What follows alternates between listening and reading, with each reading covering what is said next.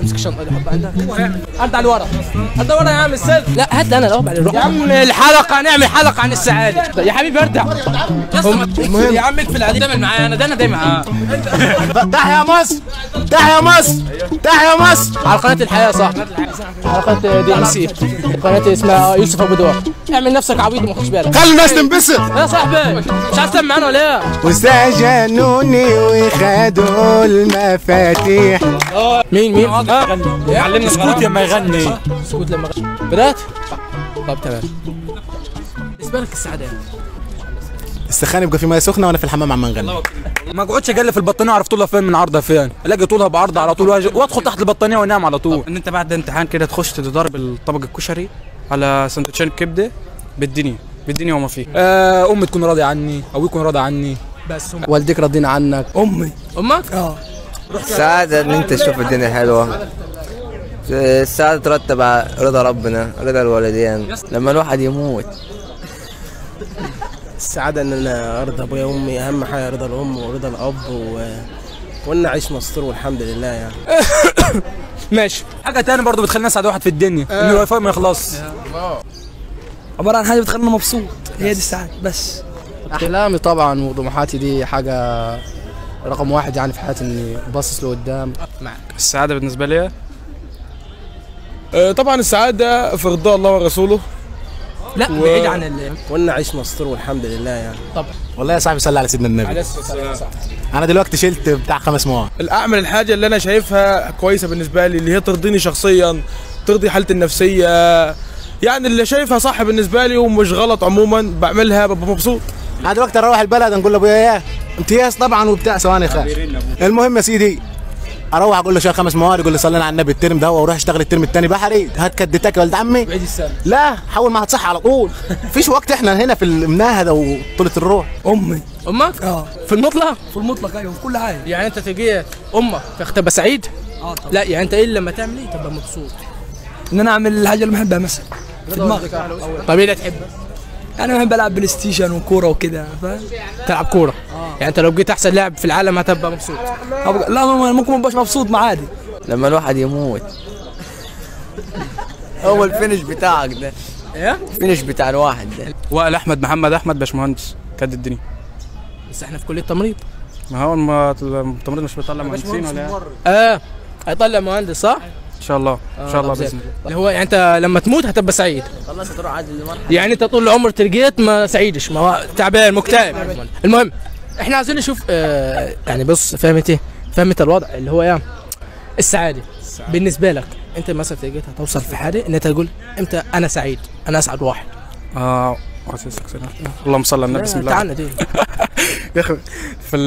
في اول حاجه هي باسك ستيبس اللي هي ترضي ربنا، رضا الوالدين. معلش بس عشان الناس تتكلم عربي، ما حدش يفهم انجليزي. ماشي. في حاجات اساسيه اللي هي رضا ربنا. ما كان من اول صح. الدنيا ما فيهاش راحه. مكتئب ومشغل مصطفى كامل على طول صح؟ ما فيهاش راحه. فيهاش راحه. لا مش حكايه مصطفى كامل، بس الدنيا ما فيهاش راحه. ما انا عايز نفهم بس. ما انا بدنا بقول لك الدنيا ما فيهاش راحه. ما فيهاش راحه خالص. طب تمام. ستر ربنا. يعني انت شايف ان دي السعاده، يعني مثلا ما شايفش ان انت ممكن تحقق احلامك تجري ورا حلمك والكلام النوعي ده ولا؟ هي السعاده تشمل كذا. كل واحد يعني انت قصدك كل واحد ليه اختلاف، كل واحد ليه مفهوم عن السعاده. كل جانب ليه سعاده، ليه احزان، ليه. لا احنا نتكلم على السعاده. فاسمه ده رضا ربنا ورضا الوالدين. وبس. وفي حاجات بعد كده اللي هي حاجات كل شخص مع نفسه، كل واحد الحاجه اللي بتريحه بيعملها. ماشي. انا عايز رد اللي هو واحد اللي هو يعني انا نعمل ده انا مبسوط. السلام النفسي. السلام النفسي. بس دي يا صاحبي ده كلمه في المطلق، دي مش حاله تحقيق. طب ماشي استنى. معك. السعاده بالنسبه لي الف مبروك على العربيه. الله يبارك فيك يا غالي. مصطفى محمد مرسي. مصطفى محمد مرسي. طب بص يا مصطفى، تلقيت ايه السعاده بالنسبه لك؟ بوجي وطمطم دخلوا الفصل عملوا عمايل ما بتحصلش. والله حاليا بص صلى على رسول الله. بص انت السعاده بالنسبه لك ايه؟ والله في حاجات بسيطه بتخليني اسعد واحد في الدنيا، وبرضه في حاجات عاديه صح. احنا ننجح مش اكتر ولا اقل في الوقت ده بالذات. طب ثانيه لحظه بس كده. قومي يا ماما صلي العصر قبل ما بابا يجي من مصر. ننجح فيها؟ ننجح في الامتحانات بالنسبه لك انت يعني تنجح في الامتحانات تبقى سعيد حاليا في الوقت ده. طب وبعد؟ بعد نبدا نفكر في حاجه جديده، بس حاليا اللي هي الامتحانات، عشان احنا الضغط اللي كنا فيه ما ينفعش بعد ده كله نشيل ماده واتنين، فده كله هيأثر معانا. بيب بيب بابا جه. حاجه تاني برضه بتخلينا اسعد واحد في الدنيا ان الواي فاي ما يخلصش. لا نقطه بتبقى عندك حصل قناعه والقناعه برضه. ولما اجي انام برضه ما اقعدش اجلي في البطانيه اعرف طولها فين من عرضها فين، الاقي طولها بعرض على طول وادخل تحت البطانيه وانام على طول. طب تمام، انا اسعد حاجه بالنسبه لي. طب تمام، انا اللي فهمته منك دي كله ان انت لو عملت البطانيه ونجحت وكلت لقمتك خلاص انت كده مبسوط سعيد. حاجات بسيطه بتخلينا اسعد واحد في الدنيا. طب يا صاحبي مش عايز تسمع معانا ولا ايه؟ ما تعرفش الناس يا استاذ محمود ما ينفعش كده يا استاذ محمود، والله ما ينفع يا استاذ محمود. لا مش عليك يا محمود. بص يا ابو صبر، السعاده بالنسبه لي السعاده ان انت بعد امتحان كده تخش تضرب الطبق الكشري على سندوتشين كبده بالدنيا وما فيه. يعني انت راح تبقى سعيد تبقى ان شاء الله باذن الله. طب ان شاء الله يلا بينا ابو سعد نعرف السعاده بالنسبه لك. يعني انت النقطه اللي توصل فيها تقول انا سعيد، انا خلاص مبسوط مش عايز حاجه ثانيه. انك اول حاجه انك تكون مرتاح من جواك، دي حاجه مهمه بالنسبه تمام. للسعاده. حلو تمام، بس انا عايز نفهم من ناحيه ايه مرتاح، من ناحيه ايه؟ يعني قناعتك، رضا انك مثلا والديك راضيين عنك، صحابك. انت قلت رضا ليه؟ رضاك انت ولا رضا والديك؟ رضا والديك. رضا والديك طب ورضاك انت؟ ورضاي انا برضو لازم اكون راضي عن نفسي عن الحاجه اللي انا بعملها، دي حاجه بتخليني سعيد برضو. دي تخليك سعيد.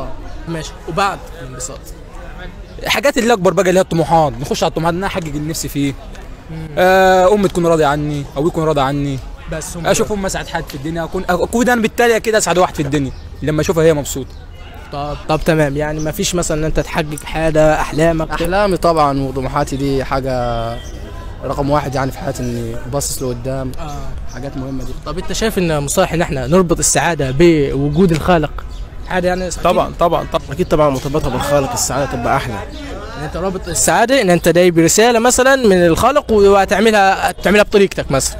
طبعا سبحان الله، يعني لازم ربنا يكون في كل حاجه اولا، رضا الله ورسوله، دي حاجه من بدايه السعاده، وطبعا ربنا بيكرم يعني. يلا على السقف يا رجاله. جناوي يا جناوي معانا جناوي، تعالى جناوي الحديد ابو فياض.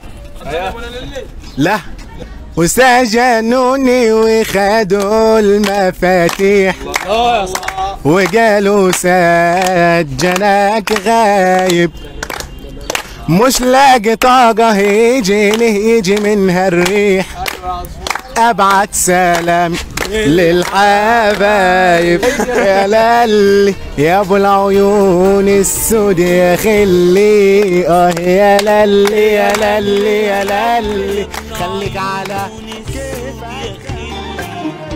يا للي يا للي يا للي يا ابو العيون السود يا خلي، يا للي